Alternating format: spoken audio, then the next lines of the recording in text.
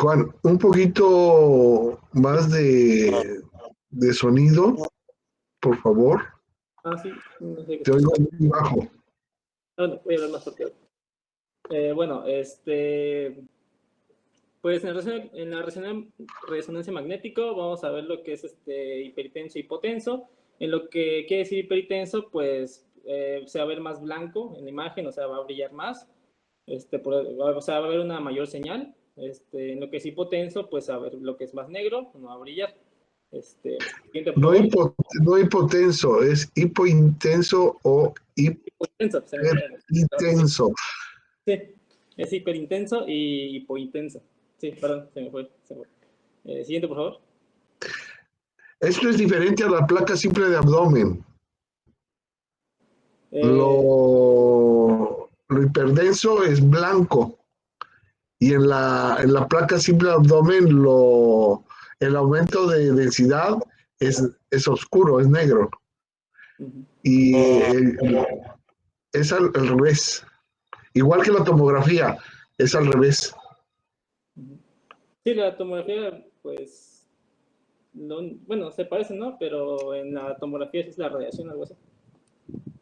Ajá. Bueno, pues en la resonancia magnética, pues hay lo que son potenciaciones, van a haber tres, que es una imagen en potenciada en dp. Bueno, de acuerdo a la potenciación va a cambiar lo que va a ser hiperintenso y lo que va a ser hipointenso. En cuanto a la potenciada en dp, las sustancias con dp alta serán hiper, las sustancias con dp baja serán hipo. En la potenciación en T2, la sustancia con T2 largo será hiper, con T2 corto será hipo. Y en lo que es la imagen potencial en T1, las sustancias las sustancias con T1 largo serán hipo y con T1 corto serán hiper. Siguiente, por favor. Y en cuanto a lo que es el aire, pues dice que casi siempre se verá negro en todas las secuencias, ya que pues no hay nada, no hay ningún protón que pueda devolver la señal, pues es aire. Entonces, tanto en dp como en T1 T2, pues se va a ver lo que es oscuro, negro. Siguiente.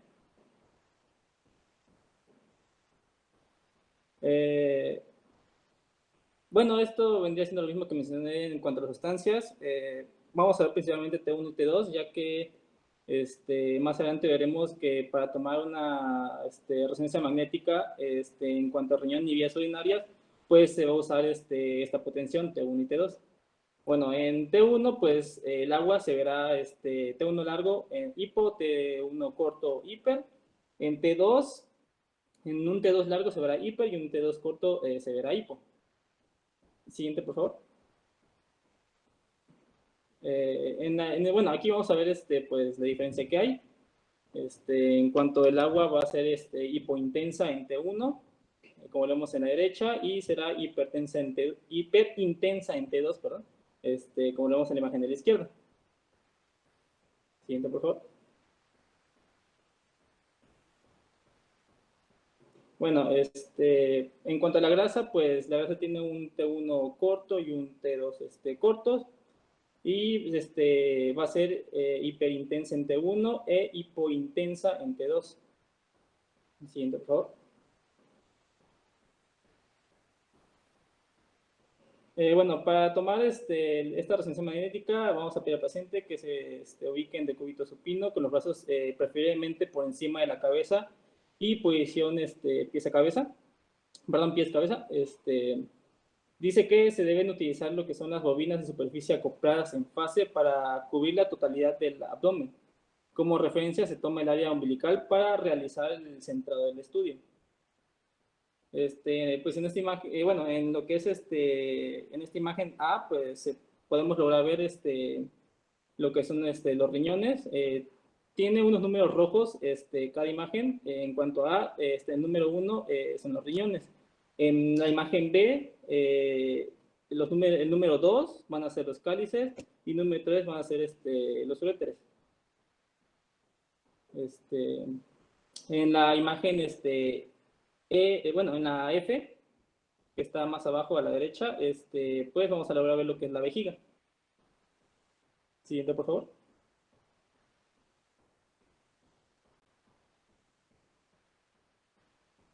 Bueno, dice que pues, el protocolo estándar pues, nos puede dar una secuencia en los 3 planos.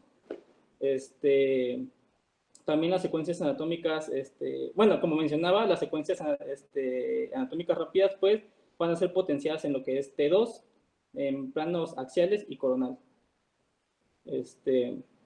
Y esto nos va a permitir una valoración inicial de los riñones y aportan una visión del conjunto del abdomen superior. Secuencia potencial en T2 con buena resolución de contraste y sincronización respiratoria. Que pues igual puede ser un plano, en cualquiera de estos planos sagital, coronal o axial. Y pues nos va a servir más para valorar lo que son los uréteres. Siguiente, por favor. Bueno, en caso de que sea necesario administrar un contraste, se utiliza las secuencias eco de gradiente potenciadas en T1, con saturación de grasa. En plano coronal, primero es sin contraste y posteriormente transmitación intravenosa de, bueno, el contraste que se va a usar va a ser el gadolinio, perdón. No he entendido de las 3 fases, doctores. Menciona 3 fases, donde arterial menciona 20 segundos, nefrográfica 1 minuto y medio y extractora 5 minutos. No sé si hasta ese tiempo se logra ver lo que es el contraste. No, esas son las primeras 3 fases renales. Ah, bueno. Renales, es decir, aquí no se llama nefrográfica, calicial, eh, pielocalicial y de eliminación. Más o menos es muy semejante a la urografía excretora. Ah, bueno, ya. ¿Sí? Dice aquí las 3 fases arteriales de 20 segundos son la nefrográfica al minuto y medio, y que es exactamente como la urografía excretora, los 5 minutos que te va a dar la fase completa, que es el riñón completo, Ah, que sí. era lo mismo que nosotros tenemos, nefrográfica, calicial, pielocalicial, antes de la eliminación, que empieza entre 7 y 10 minutos. Ah, bueno, ya me quedé entendido. ¿Sí? Sí, Ok. sí. Bueno, y pues para terminar, pues dice que la administración de diuréticos también beneficia la calidad diagnóstica de estas secuencias, ya que dice que pues este diurético nos va a ayudar a distinguir lo que son las vías urinarias, y pues va a provocar una dilución del gadolinio en estas. Sí, pues eso sería todo pues en resonancia magnética de vías urinarias y hernia.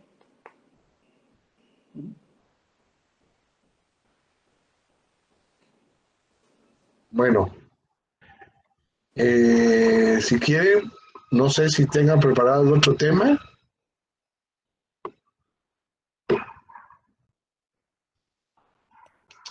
Sí, doctor, tenemos lo del laboratorio.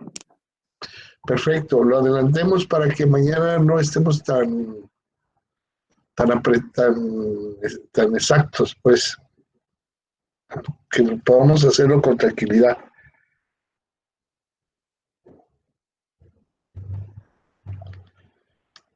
A la hora que usted diga, aquí es el equipo 5.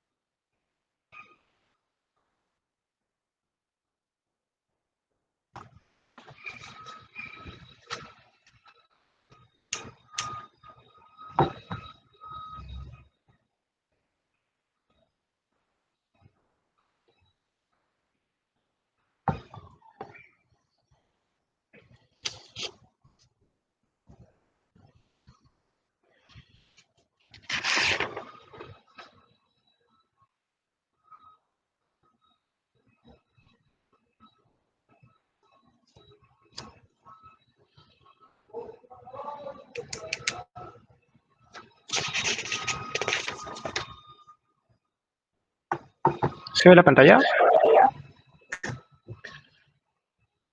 Perfectamente bien. Sí.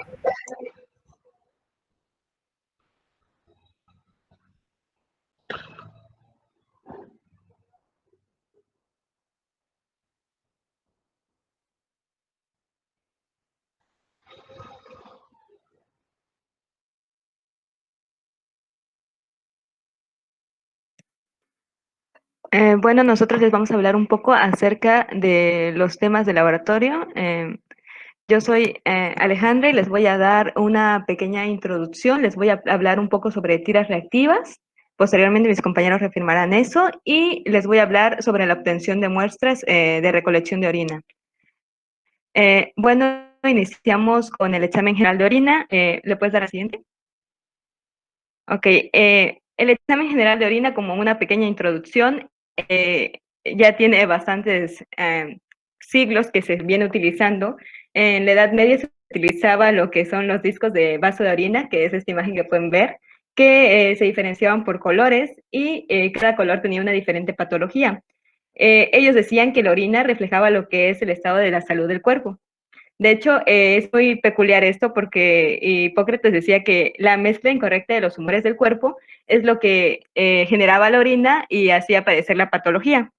Y Galeno decían que estos eran las obras de los vasos sanguíneos que se excretaban a través de lo que eran los riñones, a través de la vejiga. En este caso podemos ver que se empieza a introducir lo que es el examen de orina con Avicena en su canon de medicina y con Juan Actorio. Empiezan a mencionar la importancia del diagnóstico por medio del examen de orina, pero ya se introduce de rutina hasta 1827. Siguiente, por favor. Siguiente.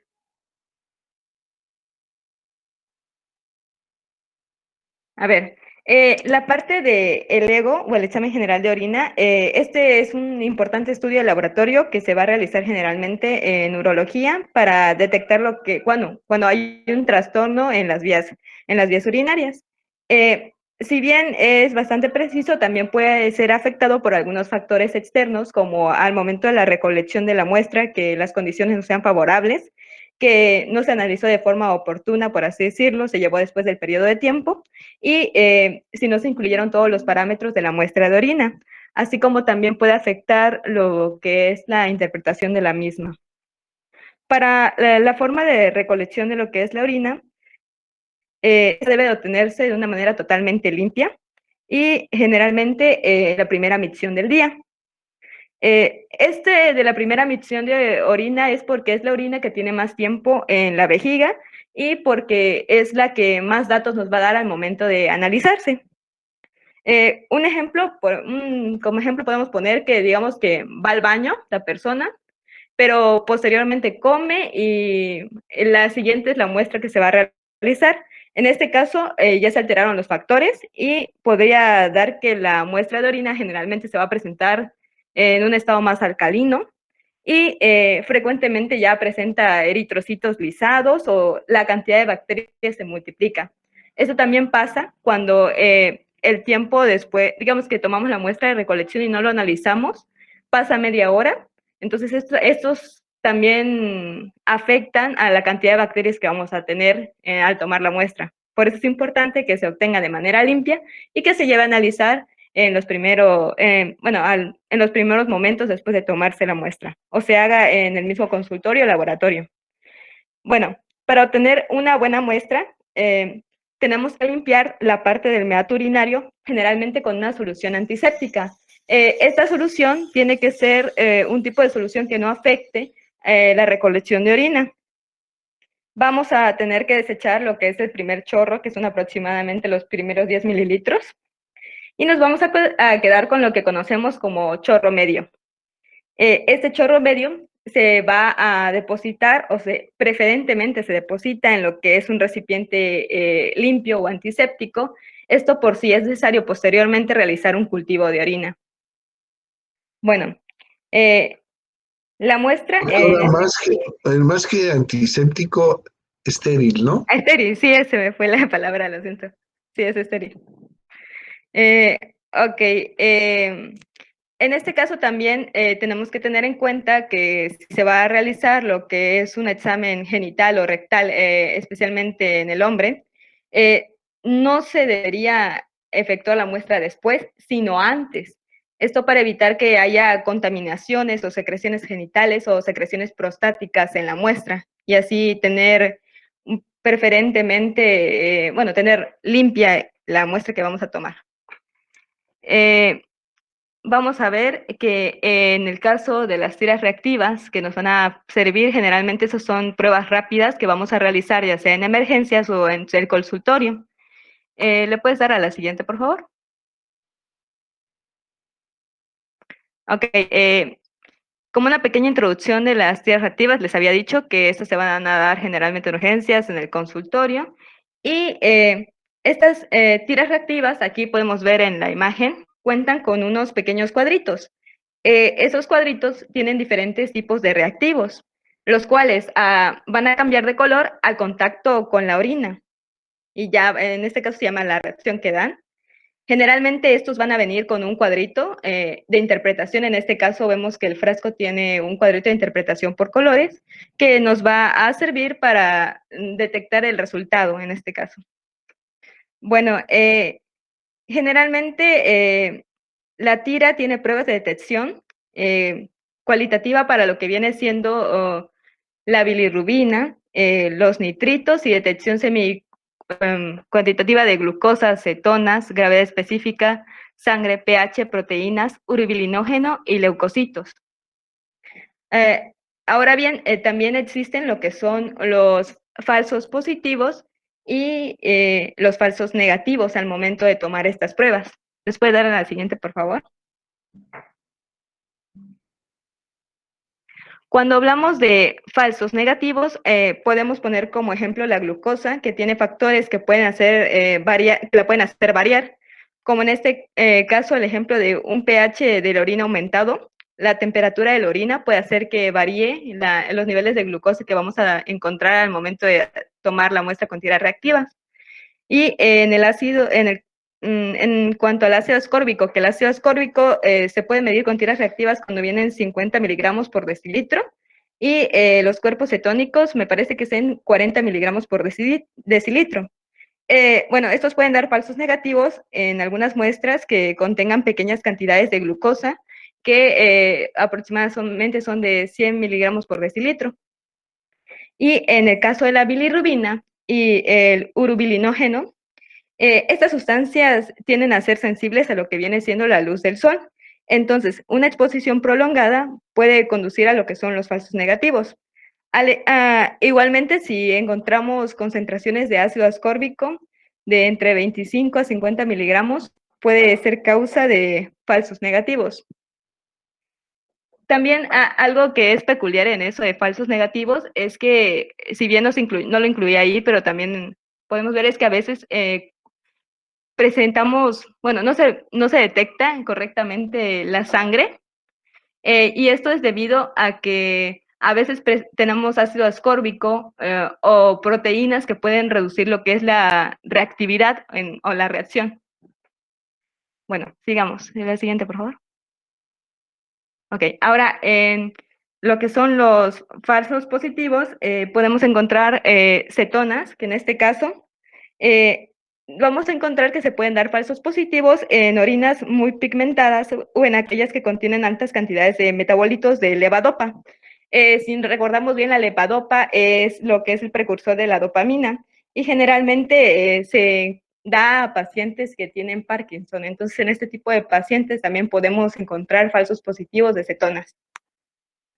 Bueno, en lo que es la sangre, cuando hay una presencia de bacterias en la orina, también puede dar falsos positivos y en ese caso, en mujeres que estén menstruando. El pH solo nos va a indicar los valores que se encuentren entre 5 a 9.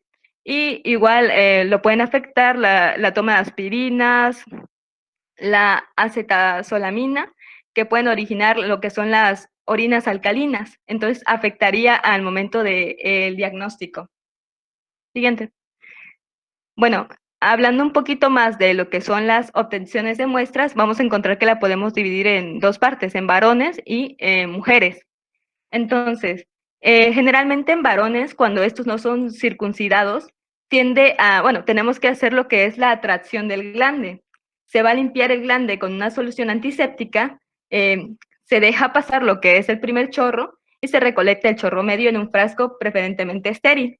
Esto ya habíamos dicho que es generalmente cuando se necesita sacar un cultivo y muy pocas veces, en muy pocas ocasiones vamos a requerir lo que es el sondeo vesical, que ese se va a dar principalmente cuando hay retención de orina. Y podemos ver que a veces se utiliza en lo que es un recién nacido la punción suprapúbica, pero eso estuve investigando un poco porque realmente tiene muchas complicaciones y me mencionaba que se puede hacer en 5 ocasiones específicas, bueno, según la bibliografía que leí, que generalmente ya cuando hay una clínica de infección urinaria ya es necesario hacer la punción suprapúbica. Cuando encontramos un sedimento urinario patológico en el recién nacido, también cuando hay una fiebre de origen desconocido. En algunas ocasiones incluso se toma previamente al iniciar un tratamiento por sospecha de sepsis y el lactante con una mala curva ponderal. En esas ocasiones son en las que se puede hacer la punción suprapúbica, pero eso sí hay que tener en consideración los beneficios y los riesgos de la misma. Y ahora bien, cuando hablamos ya de personas con infecciones urinarias crónicas, específicamente en lo que son adultos mayores, generalmente vamos a realizar lo que son varias tomas de muestra en el proceso de emisión y los vamos a abarcar de la siguiente forma. Si pueden ver ahí lo vamos a marcar vaciamiento vesical 1, que esto va a incluir de 5 a 10 mililitros, los primeros 5 a 10 mililitros. Vaciamiento vesical 2, que va a ser lo que es el chorro medio. Las secreciones prostáticas postmasaje. Estas son secreciones que van a salir a través de la uretra después del masaje de próstata. Y el vaciamiento vesical 3, que son los de 3 a 5 mililitros después de lo que es el masaje. Los 3 a 5 mililitros de orina después del masaje. ¿Y esto para qué? Esto nos va a permitir saber dónde se va a ubicar la infección. Lo que es el vaciamiento vesical 1, si sale en esos 5 a 10 mililitros, podemos saber que se debe a la flora uretral. En el vaciamiento vesical 2, se debería a la flora de la vejiga. Y ahora, en la secreción prostática postmasaje y en el vaciamiento vesical 3, nos va a dar a entender que se debe a la flora prostática. Siguiente, por favor. Ahora bien, la obtención en mujeres, esta se va a realizar igual el aseo genital alrededor del meato urinario y se va a secar el líquido antiséptico. Bueno, aquí generalmente a las mujeres bueno, decía la bibliografía que se les va a colocar en el excusado con las piernas abiertas y tiene que haber una separación de los labios de la vulva con las manos. Esto para evitar que el chorro, al momento de salir, choque con las estructuras de la vulva y se contamine. Bueno, igual en este caso vamos a utilizar lo que es el chorro medio y lo vamos a depositar en un frasco estéril que vamos a tapar de inmediato para evitar la contaminación. Porque, como habíamos dicho, el frasco estéril es necesario para lo del cultivo en caso de que haya una infección de vías urinarias. Bueno, aquí esta prueba se recomendaba que se realice en los primeros 15 minutos o que se refrigere para la posterior realización de la prueba. Y también podrías utilizar lo que es el cateterismo vesical en el caso de las niñas recién nacidas, pero no en el caso de los niños. El cateterismo vesical se puede utilizar sustituyendo un poco a la punción suprapúbica. Siguiente, por favor. Ok, ahí termina mi parte. Gracias, doctora. Bueno, vamos a continuar con lo que es el examen físico de la orina, donde vamos a evaluar lo que es el color, la turbidez, la densidad, el pH y la osmolaridad. Vamos a comenzar con lo que es el color. Bueno, el color normal de la orina es amarillo ámbar. Esta puede ser tenue, marcaba la bibliografía que en orinas con densidades muy bajas va a ser casi sin color, y esto a veces se debe también por la ingesta abundante de líquidos. Bueno, cuando la orina es ámbar pálida, o como bien lo dice acá, sabemos que es una orina muy diluida y que hay mucha hidratación. También podemos encontrar lo que es la orina lechosa o blanquecina. Se va a deber a la piuria, a la quiluria y fosfaturia. Estos son los principales factores de que el paciente tenga una orina lechosa. En la orina roja es importante, a veces los pacientes acuden al consultorio porque tienen miedo. A veces se debe a que ellos consumen alguna verdura o algún alimento que tiene betabel o zarzamoras, y esto cambia el color de la orina. También no hay que dejar pasar por alto que se puede presentar con hematuria, también cuando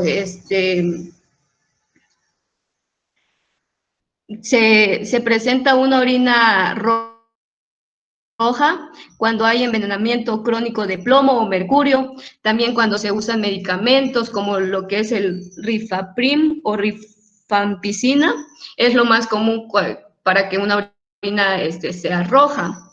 Bueno, también podemos encontrar lo que es la orina anaranjada. La orina anaranjada principalmente se debe a la deshidratación. Y también se debe por lo que son los antibióticos. La orina amarilla también es la que ya habíamos mencionado, la que es una orina normal, o también se debe a que el paciente esté tomando lo que es la riboflavina. Esto puede presentar una orina amarilla. Bueno, la orina verde o azulosa, el libro marcaba que se debe al uso de biliverdina y también por tratamientos, por consumir medicamentos cuando se está tratando una enfermedad dermatológica. La siguiente, por favor. Bueno, también podemos encontrar lo que es una orina café, que se va a deber por la presencia de urobilógenos, que esto va a ser comúnmente por enfermedades hepáticas, también por tomar medicamentos como lo que es el metronidazol, es lo que comúnmente vamos a tener acá. También vamos a encontrar lo que es la orina café negruzca. Esta se debe principalmente por una hemorragia. También por tomar medicamentos antidepresivos. También esto se puede presentar cuando se toma medicamentos relajantes muscular. Es lo más común que encontremos este tipo de orina. La siguiente, por favor. Bueno, en la orina también podemos encontrar la turbidez. La orina normal es clara, pero a veces vamos a encontrar una orina bastante turbia. Esto se debe a la fosfaturia, proceso benigno en el que abundantes cristales de fosfatos precipitan en orinas alcalinas. ¿Por qué se va a deber esto? Por el consumo excesivo también de que se consuma leche. También podemos encontrar la piuria, que es una orina turbia, pero esta se va a caracterizar por un olor bastante fétido. Está una infección de vías urinarias y por grandes cantidades de leucocitos en la orina. También podemos encontrar lo que es quiluria, y aquí va a existir una contaminación anormal entre el sistema linfático y la vía urinaria. Es lo más común cuando encontramos una orina con turbidez. La siguiente, por favor. Bueno, el olor de la orina es neutra y a veces hay pacientes que se espantan porque el olor es bastante fuerte, pero marcaba el libro que también se debe a que el paciente no consuma líquidos, entonces eso cambiaría el olor. Cuando encontramos un olor a alcohol, se va a deber por intoxicación por etanol. También podemos encontrar lo que es el olor amoniacal, que esto es frecuente en infecciones de vías urinarias con bacterias de ureasa positivas. También podemos encontrar el olor fecaloide, que esta se va a deber a fístulas vesicointestinales. También podemos encontrar un orín con olor a humedad, que se va a deber a la fenilcetonuria. Y lo que es importante también y que el olor de acetona o de frutas secas, esta se va a deber principalmente cuando el paciente tiene diabetes mellitus descontrolado, también cuando hay acidosis metabólicas o cuando hay ayunos prolongados. Esto va a ser que va a depender de cada caso el olor. Bueno, vamos a continuar con la siguiente diapositiva. Bueno, con densidad específica o gravidez específica. El libro marcaba que una densidad menor de 1.008 se considera como diluida y que una densidad mayor a 1.020 se considera como una densidad registrada. También podemos encontrar una densidad bastante fija de 1.010, que esto se va a considerar como un signo de insuficiencia renal. Esta puede ser crónica o aguda. También las causas del aumento de la gravedad específica se va a deber a lo que es la deshidratación, por ejemplo, los vómitos, diarrea, sudoración excesiva. Todo esto va a causar que haya un aumento de la gravedad específica.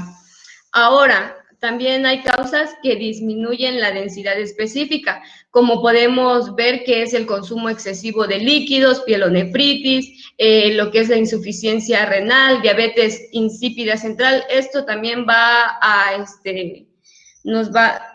ver, esto va a hacer que haya un cambio en la densidad. Bueno, la siguiente, por favor. Ya.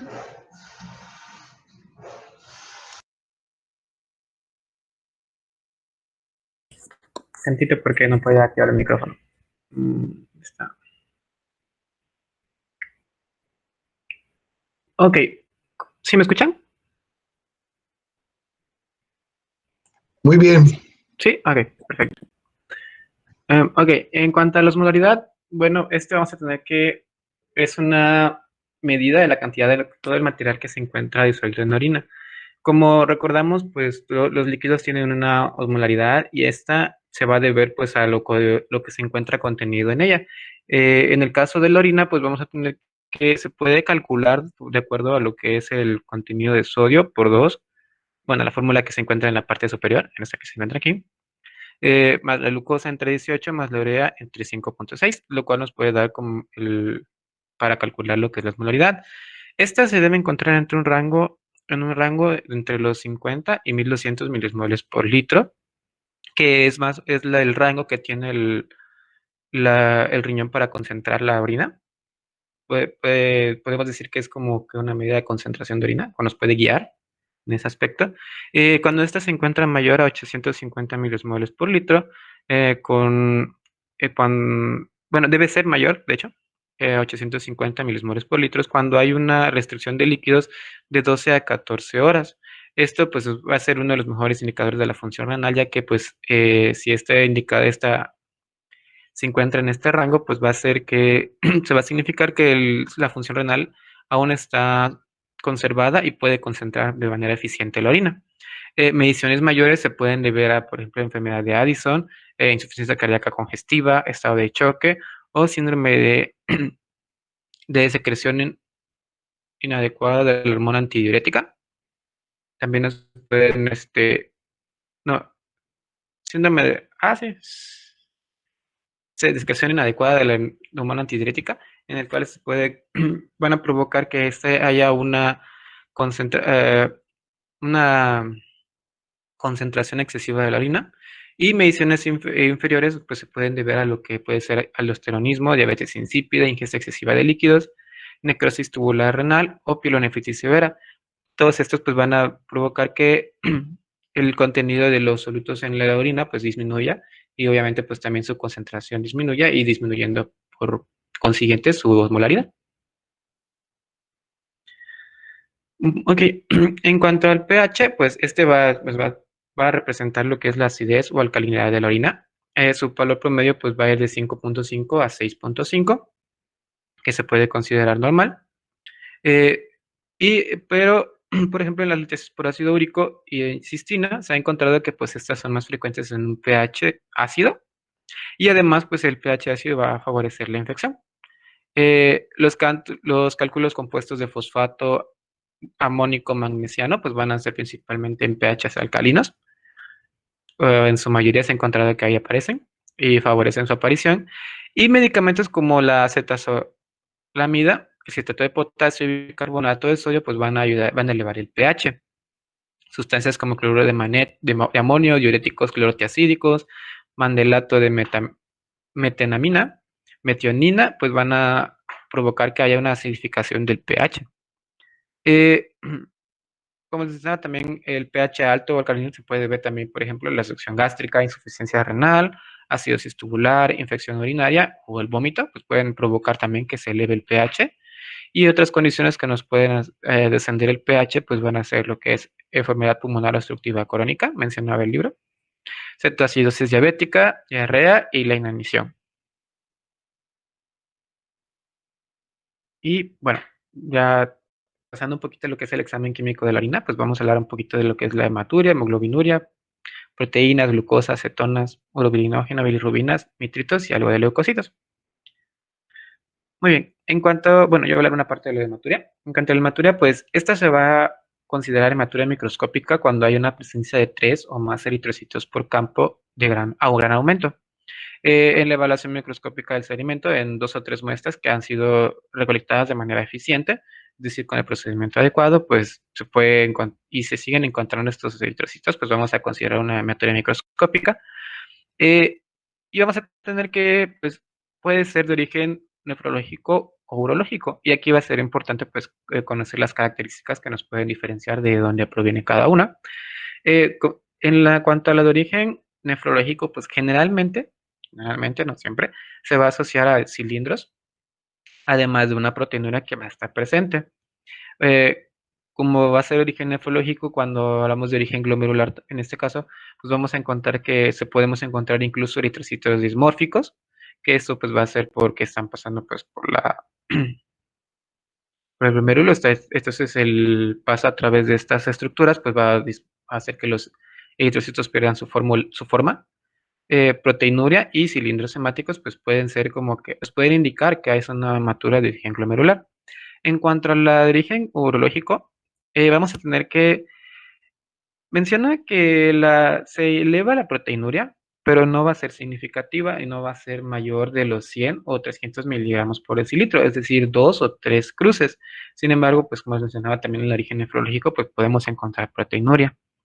¿Qué nos pueden condicionar? Pues una alteración tubulointersticial, mencionaba, renovascular o sistémica. Y pues generalmente vamos a encontrar eritrocitos redondos, puesto que estos ya salen directamente de la vía urinaria. No van a haber cilindros y puede estar asociada, como les mencionaba, proteinuria importante. Algo aquí que tenemos que tener en cuenta es que la presencia de la hemoglobina, pues puede incluso al ser una proteína, pues puede elevar la presencia de proteínas y pues marcar esto en la tira reactiva.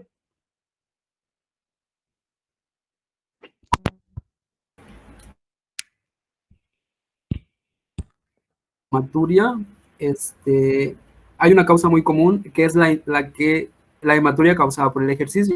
Y esto se va a ver común en aquellos corredores de más de 20 kilómetros o aquellas personas que realizan ejercicio muy extenuado.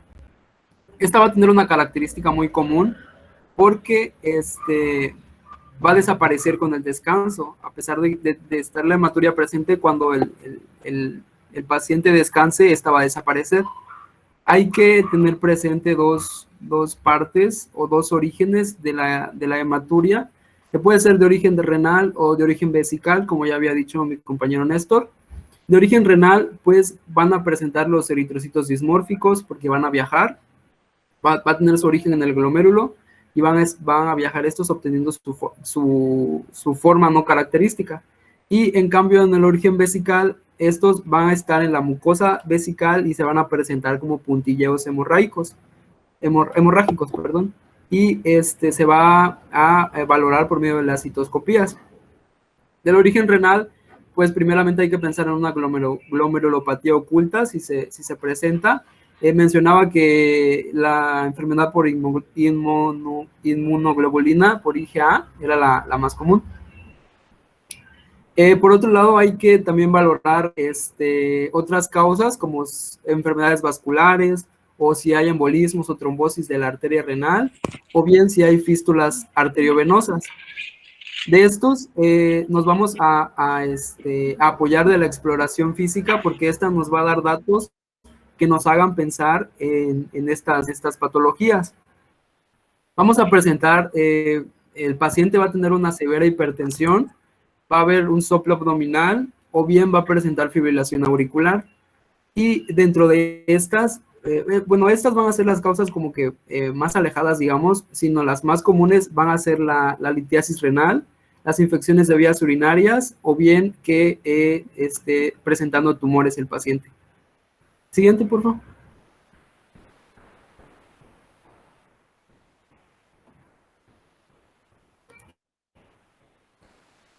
Bueno, ¿y cómo vamos a valorar a un paciente con hematuria, digamos?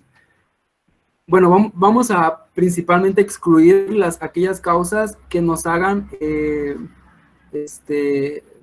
causar un falso positivo, por ejemplo, en mujeres, si está menstruando, o si es una persona atlética, si ha hecho ejercicio recientemente, si ha hecho actividad sexual, o si se ha enfermado de algo recientemente, si ha recibido golpes, o bien si tiene infecciones recurrentes. Si tiene una o varias de estas características y presenta la hematuria microscópica acompañada de proteinuria, pues hay que valorar los valores de creatinina, y si estos salen alterados, pues se evaluaría por una enfermedad renal primaria. En cambio, si no se presentan ninguna de estas causas que sugieran una enfermedad renal primaria, y la creatinina está normal, no hay proteínas, las células no son dismórficas, y si además de esto tiene antecedentes de tabaquismo, o sea expuesto a químicos, o presente hematuria macroscópica ya estos son datos que nos dan a entender que ya necesita una evaluación urológica, que es una enfermedad que ya presenta una enfermedad tal vez más complicada. Siguiente, por favor. Y bueno, vamos a tener principales factores de riesgo que nos van a causar, que nos hagan pensar en la presencia de hematuria, principalmente tabaquismo intenso, que la persona haya estado expuesta a químicos o a colorantes, que ya tenga antecedentes de presentar hematuria, que sea mayor de 40 años, que ya tenga enfermedad urológica, o que tenga síntomas irritativos.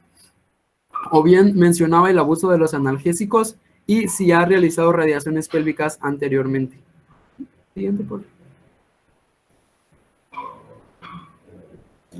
Por otro lado tenemos a la hemoglobinuria, que esta se va a detectar a partir de los 100 miligramos sobre decilitro y a la mioglobulina a partir de los 15 a 20 miligramos sobre decilitro.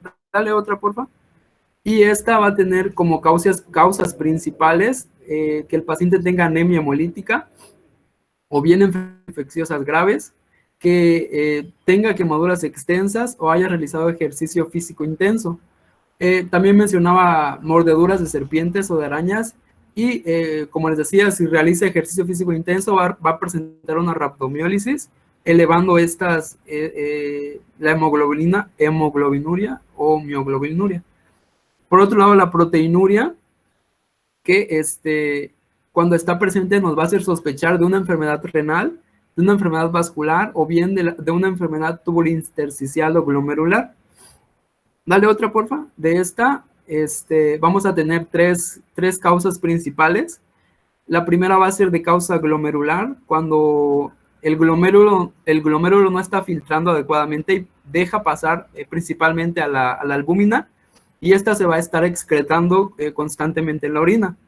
Por otro lado, tenemos a la causa tubular, en la cual el glomérulo no va a ser la causa, sino que no se va a estar reabsorbiendo adecuadamente la proteína. Y en una tercera causa tenemos que se esté produciendo mucha proteína. La siguiente, por favor. Sale, pues ahora vamos a hablar sobre glucosa. La glucosa mayormente tiene utilidad en lo que es la diabetes. ¿Por qué? Porque es la causa más común y la patología más común que encontramos en México. Sin embargo, pues podemos utilizarlo también para el síndrome de Cushing, para patologías pancreáticas, para patologías hepáticas y en algunos casos en el síndrome de Fanconi, que ya vimos en nefro. Ahora, para que encontremos una glucosuria renal tenemos que tener tenemos que exceder la capacidad de filtración y de reabsorción en los glomérulos, que es de más de 180 miligramos sobre decilitro. Ahora, después de todo esto, ¿cómo vamos a obtener los falsos negativos? Pues el ácido ascórbico, como ya se había dicho antes, es uno de los principales factores para tener falsos negativos. También aquí vamos a tener falsos negativos. Y a pesar de que nosotros podamos encontrar glucosuria pues en la orina, los niveles séricos pueden estar normales, ya que no influye como tal la cantidad de glucosa que tengamos, sino la capacidad de reabsorción de los glomérulos. Le dan a la siguiente, por favor. Ya pasando a lo que es la glucosa, ahora nos vamos a centrar en lo que son las cetonas, que, bueno, como ya habíamos visto, los cuerpos cetónicos son el ácido acetoacético, el ácido beta-hidroxibutirato y, pues, las acetonas. Ahora, ¿cómo sucede todo esto? Ya saben que la lipólisis es la principal causa de que haya cuerpos cetónicos en el cuerpo y esto, pues, va a hacer que los ácidos grasos se conviertan en acetil-CoA y estos se conviertan en cetonas. Esto va a aparecer como un color violeta en las tiras reactivas. ¿Por qué? Porque, bueno, ciertos compuestos ahí cambian, por ejemplo, las cetonas, pues más el nitroprusiato de sodio, más glicina, y esto en un medio alcalino va a hacer que la tira se ponga y se torne en un color moradito. Ahora, bueno, esto de las cetonas va a ser más utilizado en pacientes diabéticos descompensados, porque como ya saben, cuando no tenemos insulina, tenemos que proveer al cuerpo de otro tipo de energía y en este caso la lipólisis va a ser la principal fuente de energía.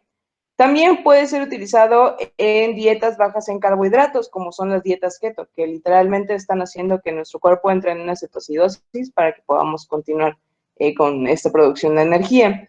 En la deshidratación vamos a encontrarlos también, en el ayuno, porque obviamente no vamos a tener ingesta de nutrientes, y también en una inflamación intestinal. Y bueno, algo aquí que es específico y que me gustaría remarcar es que si encontramos una cetonuria en nuestro examen general de orina, lo tomemos como un signo precoz de una descompensación metabólica y que como doctores que tenemos que prevenir, esto es algo que nos puede ayudar para descartar y prevenir ciertos problemas en un futuro para nuestros pacientes. Veas la siguiente, por favor. Pasemos al urobilinógeno. Este urobilinógeno viene directamente de la bilirrubina directa. Es un indicador temprano de daño hepático. importante para todo lo que todo lo que vamos a ver en gastro, ¿no? En un futuro. Bueno, solamente lo vamos a encontrar en la primera micción del día, que, bueno, es la recomendada para poder hacer un ego.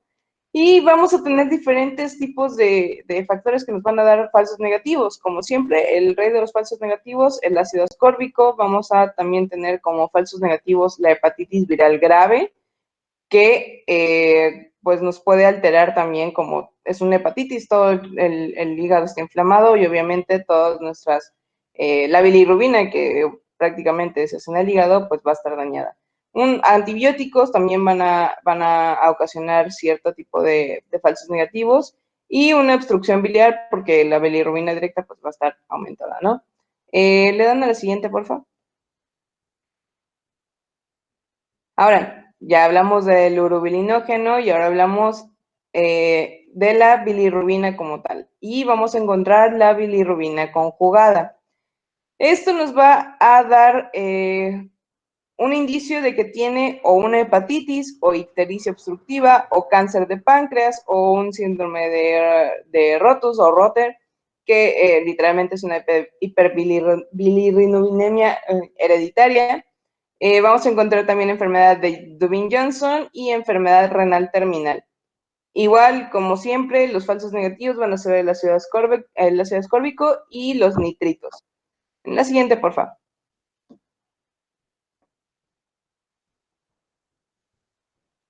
Ahora ya, y siguiendo con los nitritos, pues ahora los vamos a encontrar también en nuestro ego.